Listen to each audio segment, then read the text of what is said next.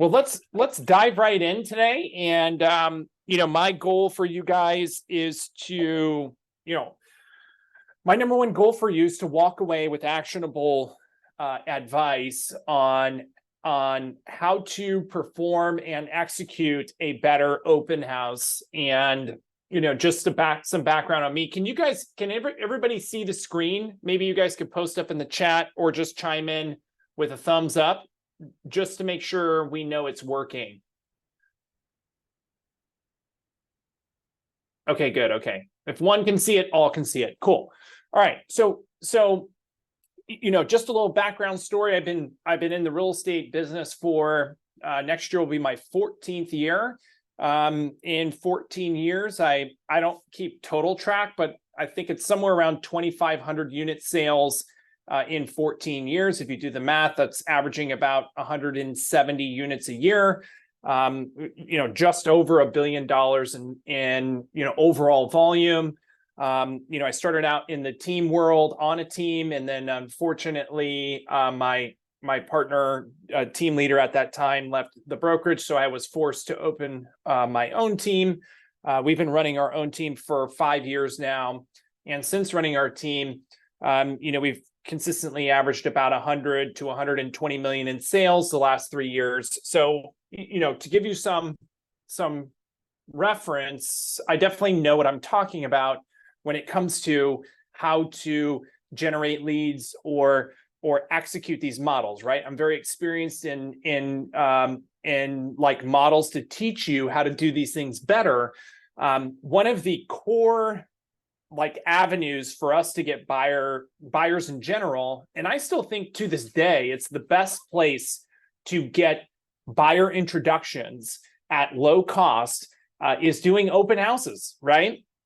And so this year, it's probably going to be 25 to 30% of the sales that we do for our buyer pool. And last year it was probably 30, 40%. So it's always a big component of our business. And thankfully, we have a lot of listings. Like, we're a heavily listing-based team, so we have a fresh pick of open houses pretty consistently.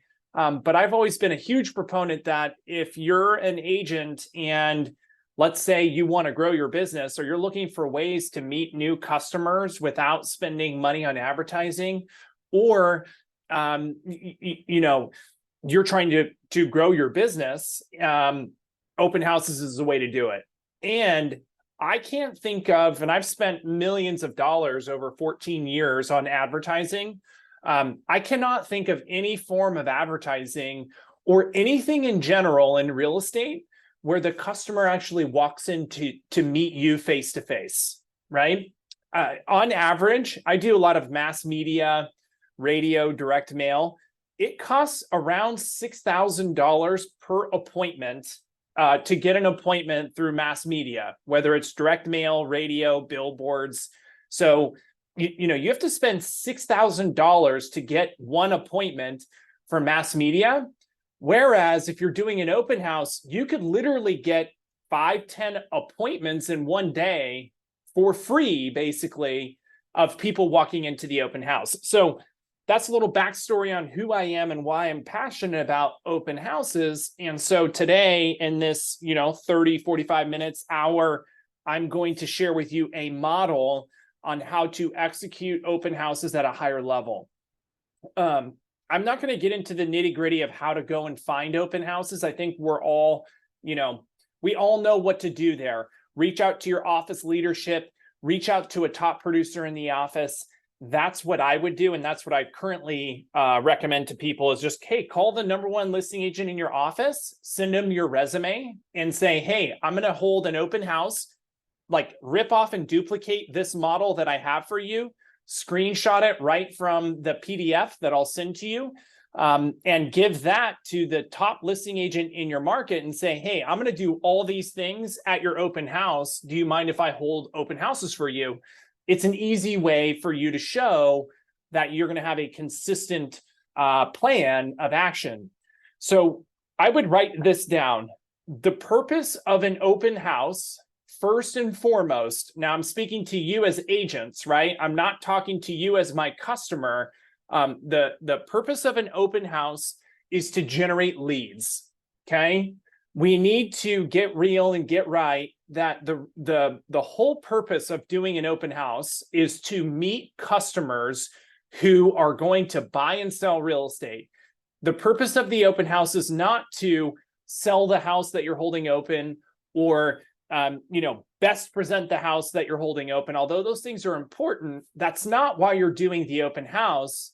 And the open house itself and the day of the open house is simply let's call it the event that you're going to do all of your prospecting around, right? And I think it's really important to understand that. And if anyone has ever come to any of my other classes, I think it's also important to understand, like, doing client events and things like that. The event itself is not the important thing. It's everything we do around the event to generate leads and build relationships. We're just using the event as the hook or the invitation to make a great connection with people. So first and foremost, let's think of, if we are going to schedule open houses, and we typically schedule those open houses on Saturday or Sunday, we want to create a schedule between Monday and Saturday. Let's say we're doing the open on Saturday. We want to create a specific schedule of events and things that we do purposefully all throughout the week to ensure that that Saturday open house is not a waste. And certainly we want to, if we're going to take 3 or 4 hours on Saturday out of your time, you want to maximize that 3 or 4 hours and make sure that your dollar per hour is high and you're holding the most effective open house. I can promise you, if you start executing every single open house in this way, you're going to generate 2 to 3 times more open house sales than you would have in the previous year. So Monday and Tuesday, if we're looking at our week and we're planning out these open houses, I'm a huge proponent of being strategic about what open houses that you're doing. Okay. It's obviously important to try to get a new open house, meaning you want to get a home that listed in the week that you're trying to hold the open. That doesn't mean that homes that have been on the market for a couple of weeks are not good open houses. It just means if you can select and you have the option, I'm always going to pick a new listing. It's extremely important to work on the excitement of a brand new listing. Now, if I have the choice between a brand new listing and a listing that's, say, in a mid-tier price point, like, let's say the brand new listing's $3 million in Cupertino, right? Or I can pick a home that's on the lower price point end in Cupertino, say 1.5, 1.8 versus the $3.5 million open. I'm probably going to pick and strategize for mid-tier homes, right? These are people who are either first-time home buyers, move-up buyers into their like let's just call it the next category of home. I'm not gonna typically hold open houses in that upper echelon or upper tier of the market, not because I don't want buyers from that price point. It's just, again, if we're holding these open houses to maximize our time and get as many qualified opportunities as we can, that mid-tier or those good deal properties are typically going to net the result of bringing more potential buyers and sellers into that home. And so I would target, brand new listings, brand new to market, neighborhood specific, like if there's low inventory in certain neighborhoods and those neighborhoods are really hot, if you can get an open house in those specific neighborhoods, definitely go after that. Most importantly, mid-price point homes. So not the low end, not the high end of your market. I would focus in the middle. And that strategy has worked really well for a decade of holding open houses. The key here, guys, is, you're not just winging scheduling an open house on Friday for Saturday, right? Like if you're going to go about your open house scheduling and planning, giving yourself a day or two to just wing open houses, I would recommend you just don't do them, right? They're just not going to work that well. You might as well not do it. But if you go all in and you have these things scheduled by Monday or Tuesday, so that you can do all of the activities I'm going to teach you today, I promise you it's going to be a much more effective lead generation strategy, and you're going to have a more planned approach and be more prepared. Does anyone have questions before I move on to like the next topic of what to do in your planning? Yes, I have one question. Sure, Susan. Yes, yeah. Thank you. So regarding the new to the market, so regarding my experience doing open houses, basically listing agent will do the open house themselves. How can I just compete that? Yeah. So you're right. It's hard, right? There's no doubt. Like, first dibs will always go to the agent, the listing agent. But I would say I personally have not held an open house in probably 3 years, right? So, agents on my team have absolutely held our open houses and they get first pick. But I have agents in my office that have approached me the right way, meaning they actually presented me like what they're going to do at our open houses and the standard that they're going to set of, we're going to call 100 neighbors. We're going to knock on doors around the open house. We're going to clean up after the open house. I'll provide you feedback of the open house within an hour of me completing the open house. The recommendation I would have for you, Susan, is like I had mentioned before I started this, I would create like your resume and here's my marketing strategy for your open house. And here's all the commitments I'm going to make for you, Mr. or Mrs. Listing Agent. And this is what I'm going to do to execute for you on behalf of your client, right? If you approach listing agents, like top producing agents in your market center or your market, I promise you that you're going to get an at-bat, like they're going to let you hold their open houses because they're not going to hold every listing every time. That's not the case, right? So even if you can't catch the first weekend, maybe they're going to do the first weekend and you get the second weekend. But I would say if you have a goal, send that resume and that plan to 10 agents that are heavy in listings. I would be willing to bet you're going to get a few open house opportunities by doing that. And then I would also say if the market does slow down, like homes aren't selling in 5 days, there's going to be a lot more opportunity in the future to combine forces with those agents and get the first pick of open houses. Does that make sense? Yes. Yeah. Thank you, Steve. Yeah, you're right. Actually, I contact the listing agent. They just first down the market, and she promised me they will do the first week, and next week they gonna let me do that. Yeah.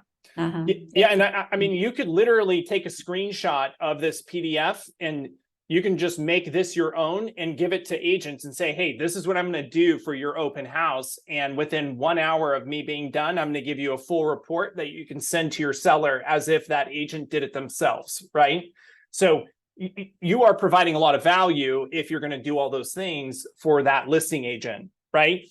Nothing is worse, I can tell you, like being a listing agent than allowing someone that's not a representative of you or your company, like as the listing agent, do an open house, but then something goes wrong, right? Like maybe that agent shows up late, like an hour late, or maybe that agent shows up and doesn't have their lockbox key, or that agent shows up and leaves the house a mess. Like nothing is riskier for the listing agent than allowing someone else to do an open house for them. That's why I say it's not personal, I don't think, for these agents to say no.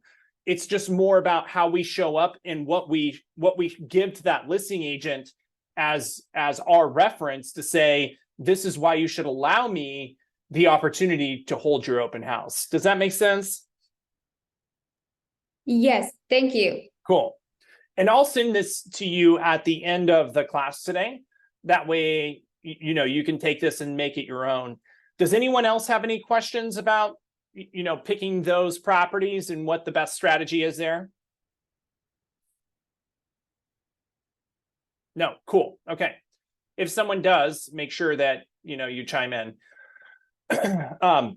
Okay.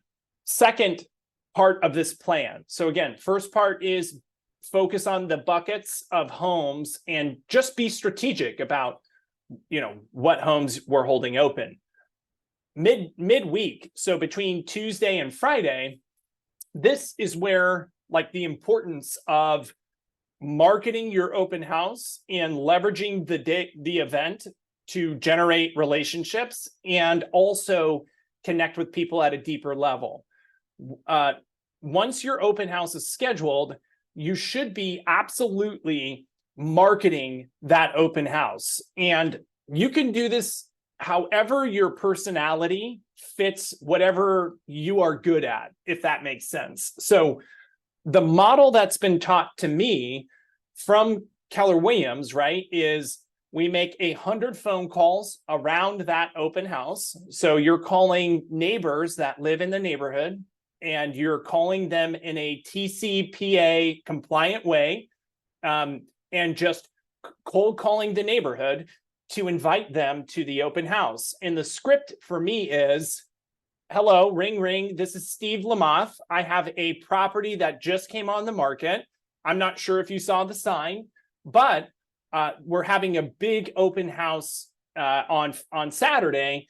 And we've had great success inviting the neighbors in the neighborhood, because usually the neighbors know somebody that they want to move into the neighborhood. So here's your opportunity to pick your perfect neighbor, and we just invite all the neighbors, right?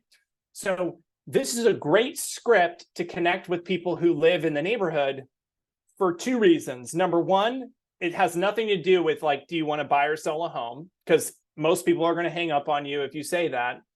And then number two, oftentimes people will just start to ask questions, right? They'll say things like, well, I didn't even know there was a house on the market. What's it listed for? Because they're always wanting to know, what are homes going for in the neighborhood and how much is my home worth, right? It opens up a dialogue to find more sellers in the neighborhood, right? If they say, wow, I can't believe that home listed for $3 million, we're actually considering selling in 6 months and blah, blah, blah, blah. It's a great way to generate leads that might do business in the future. And then it's also a great way to build relationships and invite them to the open, or get referrals for people who are looking to move into the neighborhood. If you're not into calling and you're afraid to call, that's okay. I would recommend that if you don't like to call, that you would print out your open house flyers, and like Wednesday, Thursday, you actually go to the neighborhood and you knock on 10 to 15 doors on each side of the property, meaning you're going to go to the left of the house and you're going to knock on 15 doors. And the script is same script as if you're calling. You're going to knock on the door and say, hey, my name is Steve Lamoth. I have a house right up the street. We just listed it. It's really exciting. But we've had great success, meeting the neighbors, because a lot of people have referrals for people who want to move into their neighborhood. You guys are the best advocates for the neighborhood. I just wanted to personally invite you to the open house. It's a great way to come and see the house, and also to tell your friends and family who you might want to move by. Can I interest you to come to the open house, right? If you knock on 10 doors to the left, 10 doors to the right, and 10 doors across the street, it usually takes about an hour to knock all those doors. And that's 30 homes that you've now visited, and you've dropped off your flyer for the open house. Usually, if you knock 30 doors, you're probably only going to get 7 or 8 of them to answer, right? So you're going to get 7 to 10 contacts by executing that strategy. Not only that, but you're dropping off your flyer and you're being proactive about how you're hosting that open house. This is even better if you have the listing and then you're communicating this to your seller and your client and letting them know, we're not just hosting an open house, right? We're making phone calls, we're knocking on doors, like we are proactively going out there to sell the home. So making a proactive outreach to do some lead generation around your open house is super duper important. The next step I would do is proactively market your open house to your database. These are people you already know. These are people that are in your CRM. I would create an email open house hold on one second, Sarah, and I'll get right to you. I would create an email in whatever system you use, Constant Contact, MailChimp, Command, and I would send out an email invite to your whole database. Very few people are actually going to come to your open house that are in your database, right? But this is a good way to sell yourself to your database to show them that, hey, I'm an active agent. I am still an employed real estate agent because a ton of agents are going out of business. And then you're also showing them that you're doing business, right? You're not out there just selling them constantly on social media and via email. You're actually just sharing what you're doing, right? And then it's a good way to like share with the listing agent if it's not your listing or your client, like, hey, I'm doing everything possible to get this home sold. Sarah, did you have a question? Yes, I have a question regarding when you said you door knocking. So I have a listing and I door knocking like the whole community, like 36 home. Yeah. My after the open house, my seller asking me like how many people come in, right? And I say, oh, this is how many buyer and how many neighbor come in, and say, oh, they just neighbor, they're not gonna buy. So they feeling like the door knocking is wasted, like not benefit them. And I tell them like, well, the neighbor, they have a home, they may looking for an investment or they have a friend to move in. Like, but do you have any other answer that I mean to answer for that question? Sure. Yeah, no, sure. And that is, I would say with every client of mine, they're very resistant to the open houses in general.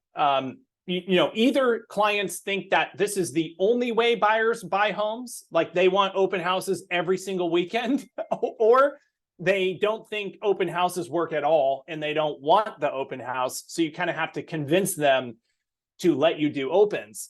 The answer I would give the answer that I would give your client is, and this is like anecdotal research, so don't quote me on this, but there you can find statistics that it's like 20 to 30% of all buyers who buy homes came by way of a referral from someone that they know that lives in the neighborhood already. Does that make sense? Like a good portion of the buyers who buy homes have bought homes in the neighborhood specifically because they know somebody or they have a relationship with somebody that already lives in the neighborhood. So that's a good response to your client who's concerned, saying like, oh, well, the neighbors don't matter, right? They're not buyers.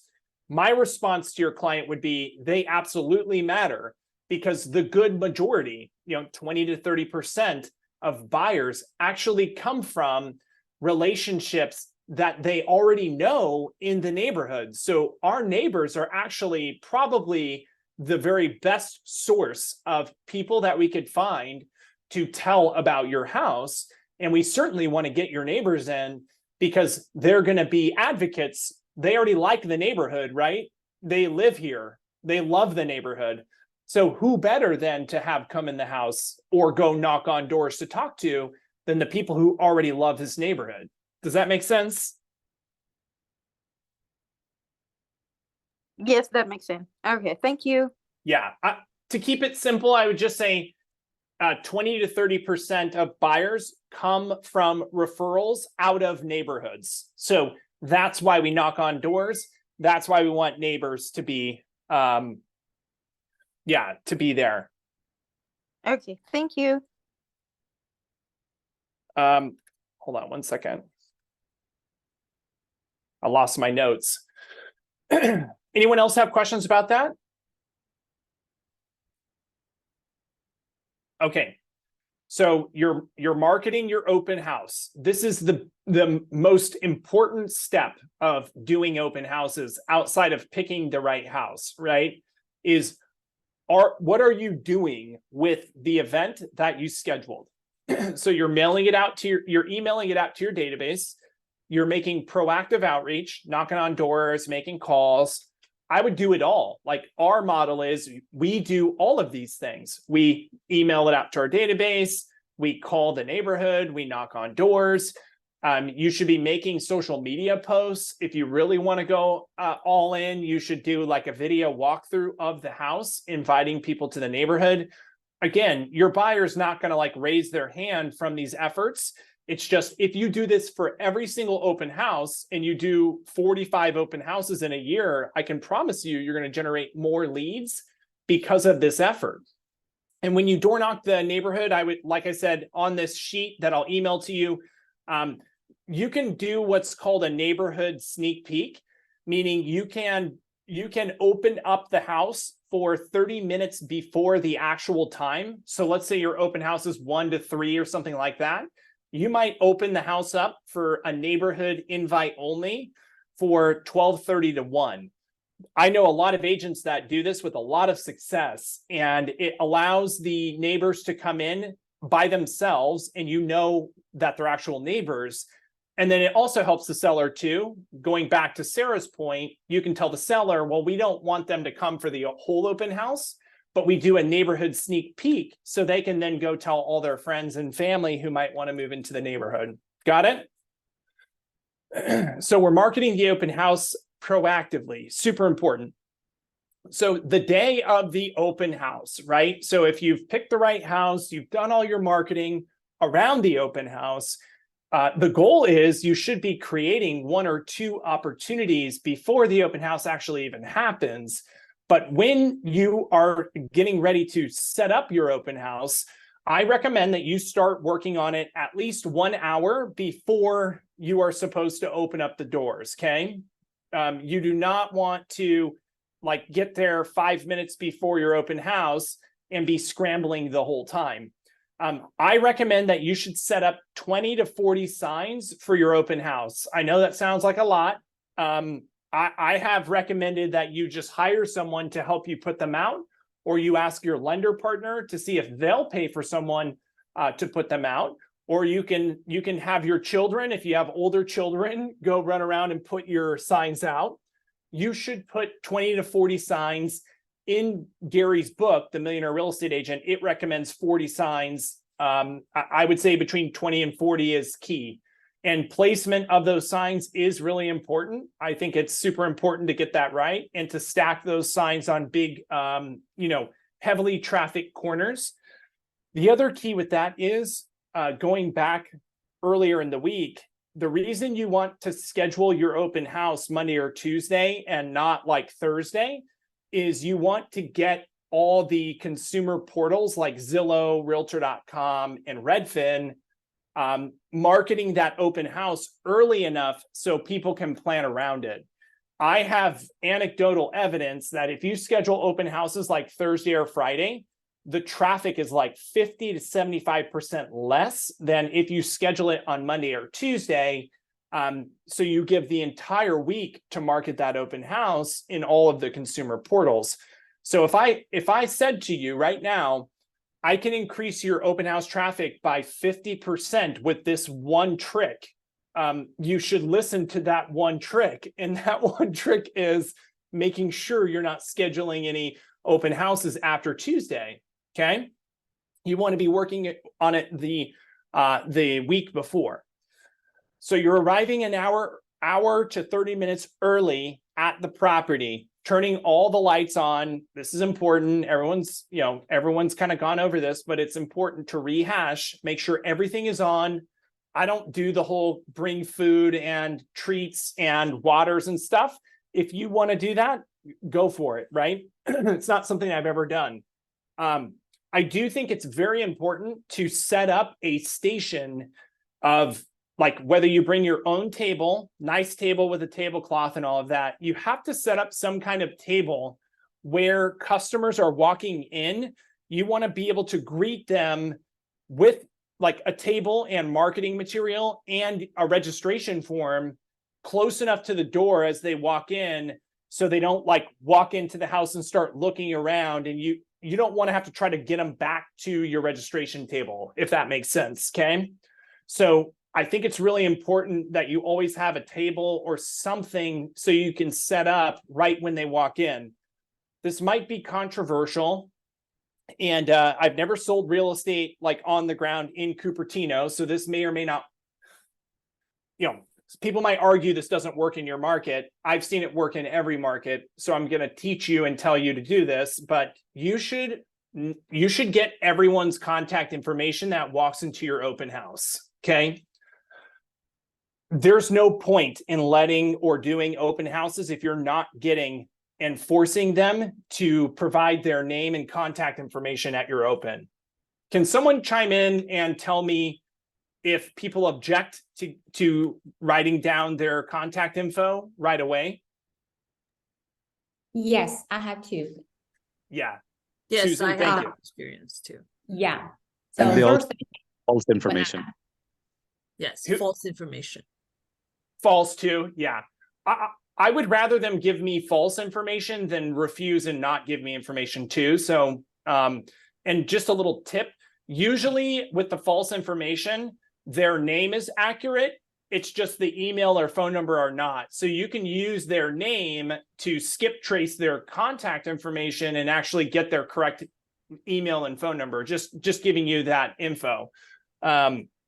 And the script for that is like, oh, hey, if they give you false information on purpose, I'll always go try to find the real information and call them. And if they do answer, I will say things like, oh my gosh, I'm so glad I caught you. The phone number you gave me just didn't work. I'm so sorry. So I went on the internet and found your phone number. So I apologize if I'm overstepping, right? But I wanted to be proactive and aggressive and make sure that I reached out to see if you like the house, right? A lot of people, instead of getting mad at you for that, they're actually going to commend you for your proactiveness and your aggressiveness. Like that's what people want in an agent. It's not pushy. It's just going above and beyond and showing people that you mean business, right? You are a professional and you're here to make things happen. So one little trick I would give you with getting registrations, it's gotten a lot easier since COVID kind of trained everybody. If you go back to the COVID era, does anyone remember PEAD forms? PEAD forms? Yes, Yeah. Oh man, wasn't that horrible? I thought it was great. I thought it was great because everyone was like openly giving their information, right? Yes. Like it was awesome. Like everyone had to give information to access. It was a horrible nightmare administratively, though, to send thousands of PEAD forms for all the showings, right? But I think that, remember, if you were an agent back in those days, the customer hasn't forgot that. And I think that the customer is still more prone to sign in. I just think that the energy that we give off as agents, if we're not confident about that ask, they're just going to resist that immediately, or they're going to give bad information. So how I approach it is right when they walk in the door, obviously you don't just say, hey, sign in, right? You start to make small talk, you start asking them questions. And then I would say, hey, you know what? Respectfully, our client requested that we make sure that we're monitoring and tracking everybody who's been in the house. Obviously, there's health concerns, RSV and flu and stuff. We just want to know who's been in the house, and our clients like asking us to do that. Can you please make sure that you share your name and your information? That way we can give it to our client. Super easy, non-combative ask. 9 times out of 10, they go right to the paper, they fill it out, right? And now if someone continues to object, like, I'm not giving my information, I'm not giving you that, you have a choice. You can let them go through the house and try to ask them on the way out and build rapport again. In my experience, the people who are so hesitant to do that aren't real buyers or people I'd want to work with anyways. So sometimes I'll even ask them to leave. If hey, my standard is my client wants us to track everybody who's been in this house in case something happens, right? And you're unwilling to give that to me, I'm sorry, but you can't access the house. There's nothing illegal about that. Sarah raised your hand. Do you have a question? Yes, I have a question regarding, you say if they refuse to sign in and you have a right to tell them to leave the house. Like, I think is it too much, right? And it's not right. Because you're there to help the listing agent to sell that house. Well, I think you need to clear that with, I mean, if it's not your listing, you absolutely have to clear that with the listing agent, right? Say, hey, here's my standard that I set for my listings. Think about the liability we place on ourselves as agents if we allow random people into the house and something disappears, right? Something is stolen that costs $20,000, some kind of piece of jewelry. If you think like that, then that's true. But like, I mean, it's not really common, and I feeling like we there to help the listing agent. Let's say if the listing agent know that, oh, there's a buyer who interested in the house, and you like not allow them because of that, then I don't know. I'm not really clear. I'm just questioning. I think that, and no, it's a good question. I have struggled with that question over the years, right? Do we not force people to sign in, and by not being pushy, people will be more prone to like us, right? I have found that if you don't ask people for business, that would be like going on listing appointments, right? I'm going to challenge you on this a little bit, okay? If you go on listing appointments, but then you did not ask that client to sign the listing contract before you left, right? Your conversion, meaning like that client, very few clients are going to ask themselves to sign your paperwork, right? So, it's upon us as the professional to guide them to what they need to do, okay? And I have tried it both ways. I have tried to not push people to sign in and register, and I have forced people to sign in and register, okay? I can tell you that we had far more closings and far more relationships, and definitely we generated more leads for our sellers and the agents who have their listing if we require people to sign in at the open house, okay? Even though it feels a little harsh to require someone to sign in, if we go to the statistics, like they might be a potential buyer, right? So we don't want to put them off. But the statistics say the heavy vast majority is that they are not a buyer for this house, right? And so obviously, if you're holding it open for another agent, you need to confirm, can you require people to sign in? I would tell that agent, hey, I require people to sign in just as liability for me and your clients, right? It's a pretty simple thing. I don't want to not know every person's name that comes into my $2 million home. Fair enough? Okay. And Sarah, I would also, here's some good ammo, a good response for buyers when they object to you asking for their name and number. I would just simply ask them, hey, I totally understand. I'm not going to spam you with spam calls and spam emails, but let me ask you, if I was your listing agent and this was your house, would you want me to just let random people into your home that I have no idea who they are and how to get a hold of them? And then I also could not report to you how many people and who they were and what their story was? That's a good one. Yep. I don't know any person who would say, oh yeah, that makes sense. You just randomly let anyone into my home, right? Okay, that makes sense.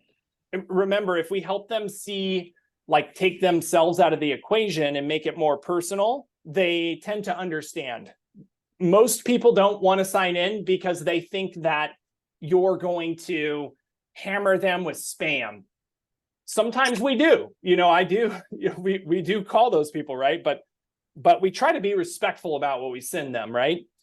If we let them know the reason we require them to sign in is for liability's sake, we're in a litigious society. We just want to make sure, we know who's been in the house.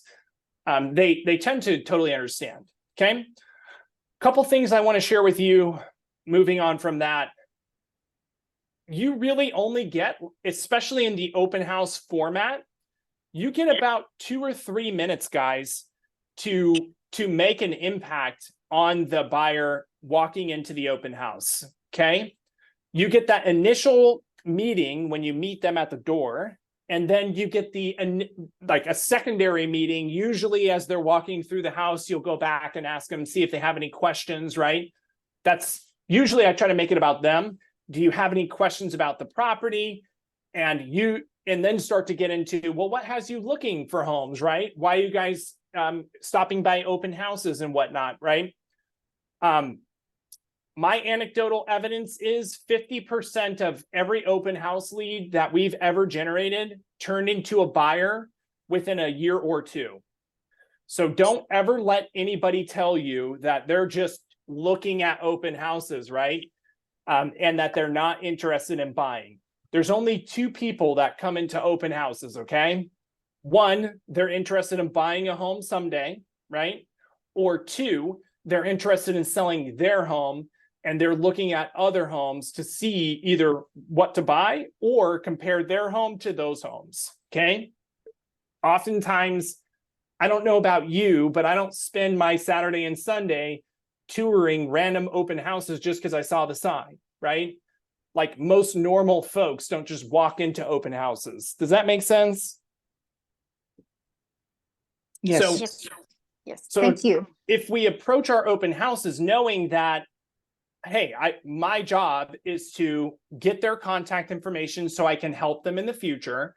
And then number 2 is get out of my own way and know that half of all these people are probably going to buy a home in the next year or 2. So it's really important to make an impact when I speak to them.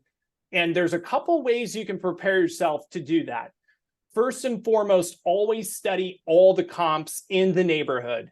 You should know every property that sold, every property that went pending, every property that went active, and knowing other active properties in the area in a comparable price point will be your advantage, because you can offer to buyers at that property when you meet them, well, hey, if you want to see other homes, like this home does not work for you, but you'd like to see other homes that are in comparable price points, I know 123 Main Street and 243 Spring Street. These are great opportunities for you. That builds huge credibility with the buyer, and you ultimately look like the market professional. The number one reason buyers choose their agent is they felt comfortable with them and they trusted that they had experience and their best interests at heart. So if you can build trust, experience, and like solidify that within a 2 to 5 minute period, now you're building that ability to maintain that relationship in the future, okay? They're much more prone to answer your phone calls in the future and or give you their contact information if they didn't give it up front. Be clear with like what you offer clients. I think this is going to become even more important as a lot of these commission lawsuits continue to work out, like around the buyer agent fee and all of that. I think you need to make sure that you have your, buyer packet, your listing packet, some kind of flyer at the open house that you can leave with your client to show them like what makes you different than everyone else. I have classes on that, like how to create a compelling value proposition. If you ever, want to get more information on that, don't hesitate to reach out to me or Eric or your market center. They will share some stuff with you that we've put together in the past. Again, I'll reiterate, make sure that you get that contact info. Our initial response, everyone's initial response is they don't want to push people to get their contact info. That's why so many agents struggle to succeed. We are unwilling to push past our discomfort in being too aggressive, right? I promise you, if you take my word at that, you're gonna create better relationships, more closings. I promise you. And then you want to give them a reason to answer your calls. Okay, you want to make an impact. We have about 10 minutes left. Any questions on that? Yes, no, maybe so. Okay. I am going to go into. We did a great open house. Okay. We've generated our leads. People filled out contact information. Okay. Now what? I would argue that the now what after the open house is the most important thing you could possibly do, guys. You know, where people lose the most opportunity and money is there's two reasons. One, they don't do enough lead generation, so they don't have enough qualified leads. And number two, they don't do a good enough job like building relationships and converting the leads that we have. Okay. I have over 100 missed opportunities this year that bought or sold with someone else, right? We'll probably do 130, 140 closings this year. So almost as many closings as I'm going to have, I will have equally as many missed opportunities. So, you know, we don't have a lead problem. We have a relationship and following a plan problem. So I'm going to give you guys the steps to increase your conversion after you get leads from an open house. You're going to want to write this down. Hopefully this is being recorded and we can redistribute it. The very first text message you're going to send is, well, let me go back. Every lead should go into your CRM. Okay.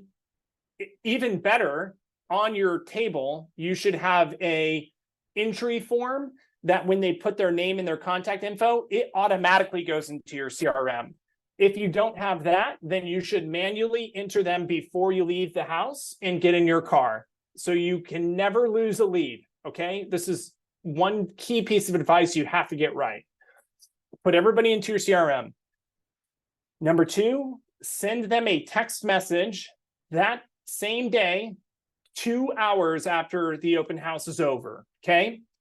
That script, and it's on this page, is, thank you so much for coming to my open house. This is Steve, Steve Lamoth, we met earlier.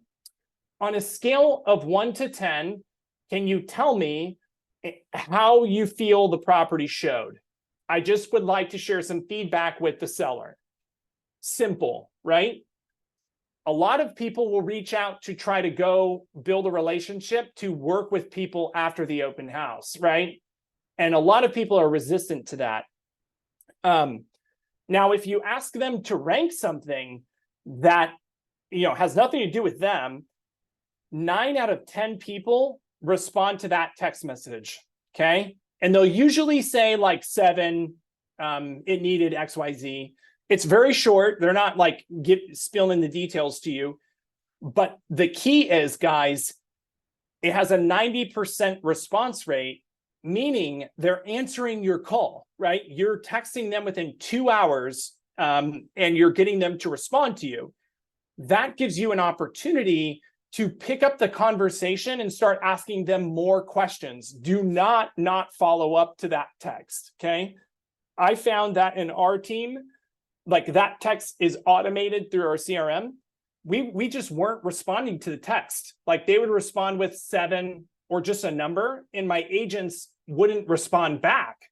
And we were not having great conversion, like we weren't building relationships. So I trained everybody like, hey, if they just respond with 7, you should ask a question. You never let a text or a call go missed. You should always respond and like be the last response.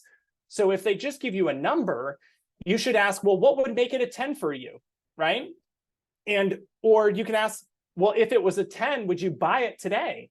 Because now you're gauging their motivation, right? If they said yes, you're talking to a legit motivated buyer, right? So within 2 to 3 hours, you want to send that text.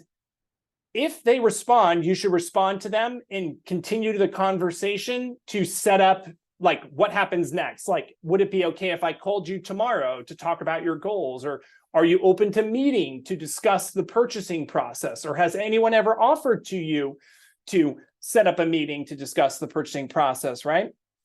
After that text message goes out, you're going to want to call everyone who came to your open house the next day.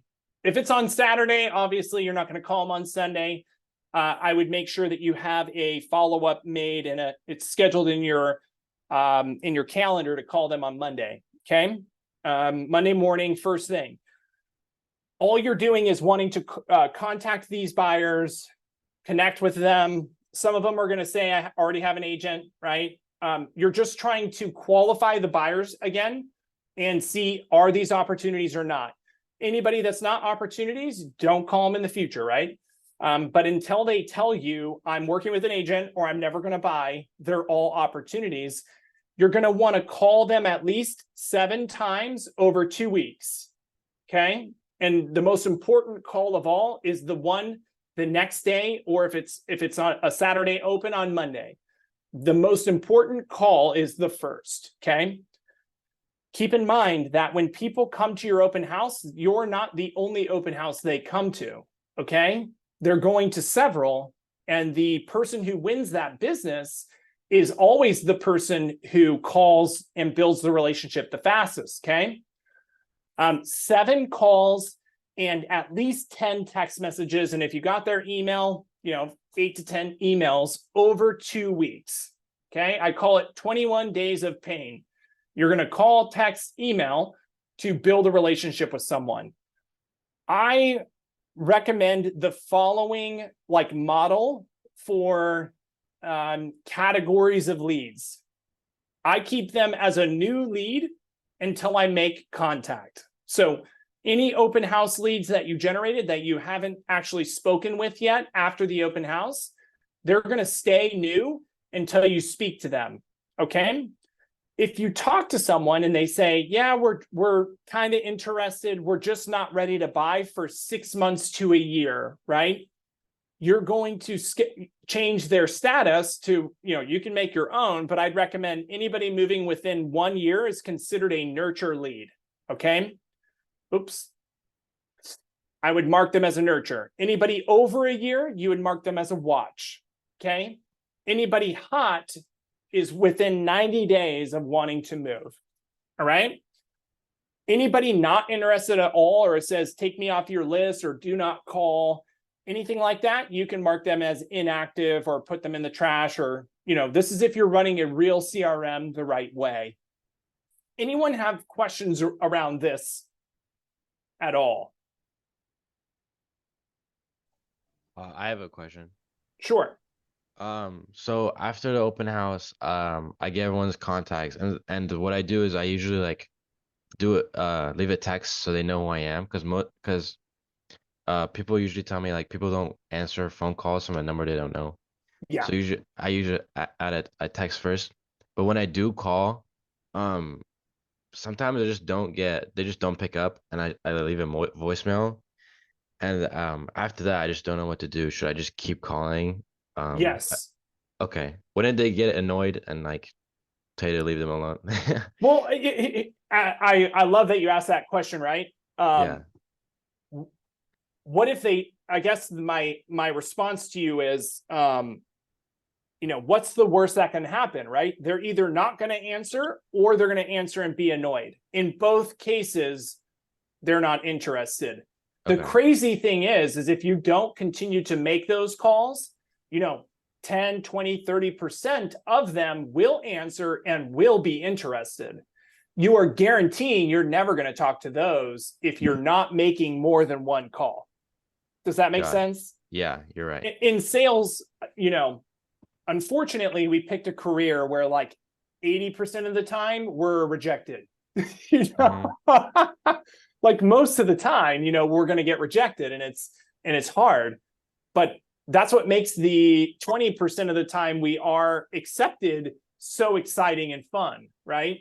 Yeah. So I guess my rule of thumb for you is, in my organization, I want to make at least 12 call attempts, more, hopefully 20 call attempts over the course of 14 days until we decide a lead is not worth calling anymore, right?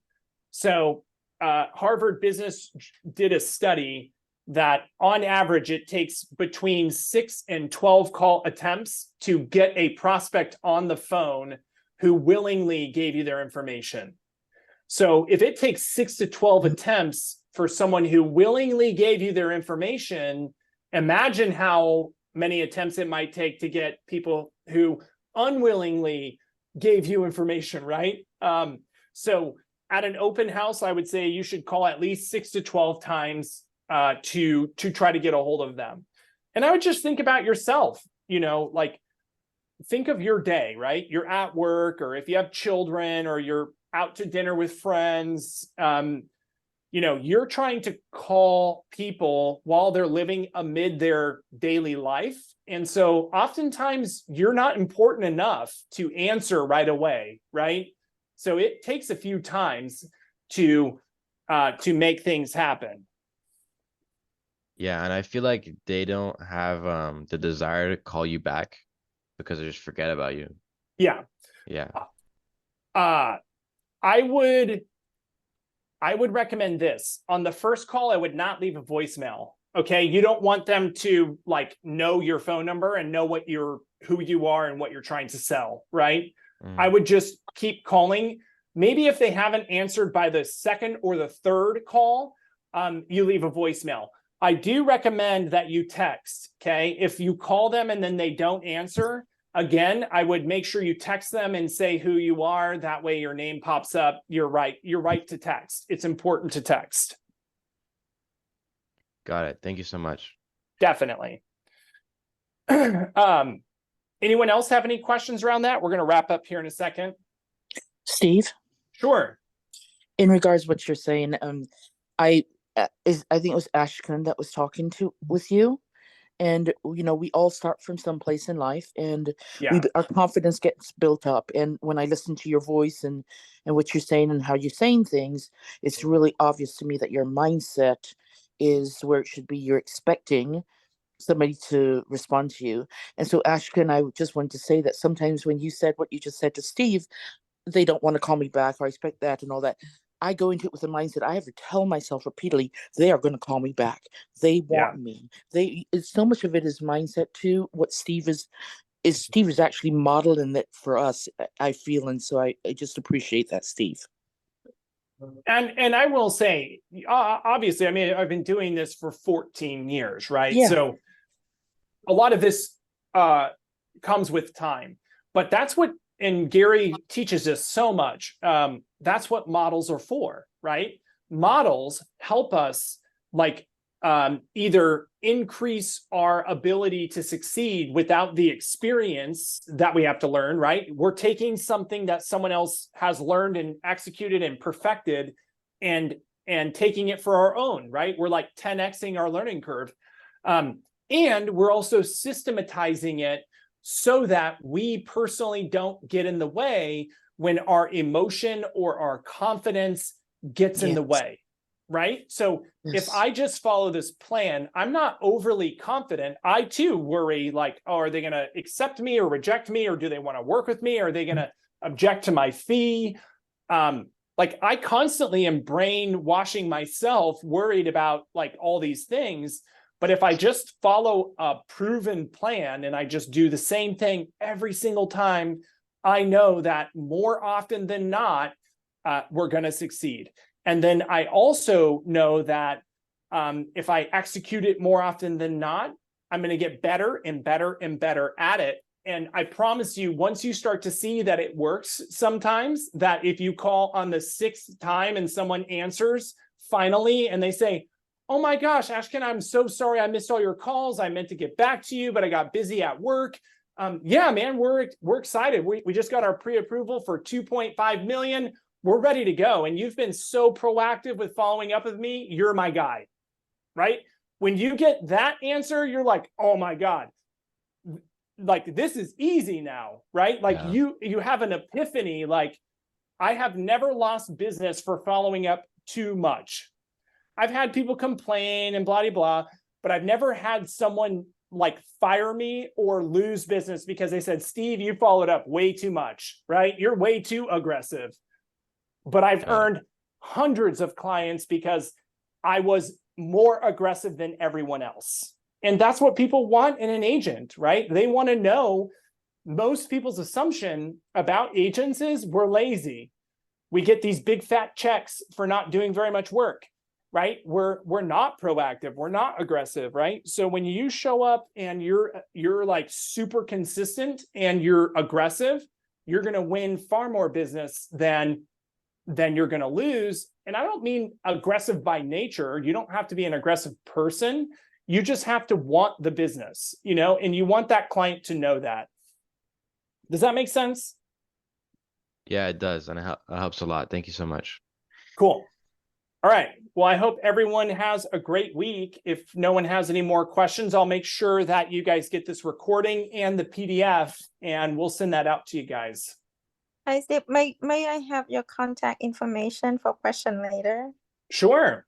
Yeah, I'll throw Like it up you- in the chat, and then I will also make sure that that everyone has our contact information in the email that they send out. Okay. I'm going to put it in the Thank chat you right so now. much. Yes, thank you. Okay. Thank you, Steve. Thank you It's really guys. helpful today. Thank you so much. Hey, Absolutely. Steve. Reach out anytime. Steve, a very Can I still powerful ask a question? class. Sure. Yeah. So maybe I missed something. So how can we do that 2 minutes impression talk to the open house visitors? How can you do what? Do just a 2 minutes, you know, like elevator speech to attract their attention. I don't have a specific script other than you know, kind of like an opening dialogue. What's your name? My name, Yeah, what's your name? Susan. Susan. My name is Susan. So great to meet you. What brings you in today? Right? What brings you into this house today? Are you considering selling a home, or are you just looking to you know, are you entering the market to buy a home? Which one are you? I'm gonna looking for buy a home. Boom. That's it. Great. What has you buying a home? Right? Do you have kids? Do you like to water ski? You know, whatever the things are that you start to do to get to know someone after that. But I'm pretty nonchalant and non-scripted, right? I'm just like, hey, Susan, what brings you in today? Right? My name's Steve. So nice to meet you. Right? I think the more genuine you are with those questions, the better off you're going to be. But it's important to do it because you have like a 2 or 3 minute window to make someone like you, right? They need to be able to trust you right when they walk in the door. Right. Okay. Mm. Did someone else have a question? I do have a question follow up with that. So Sure. I'm hosting an open house and a client come in and then we talk, they like me, they start, they just new to the process and they interest in the house, but the price point a little high.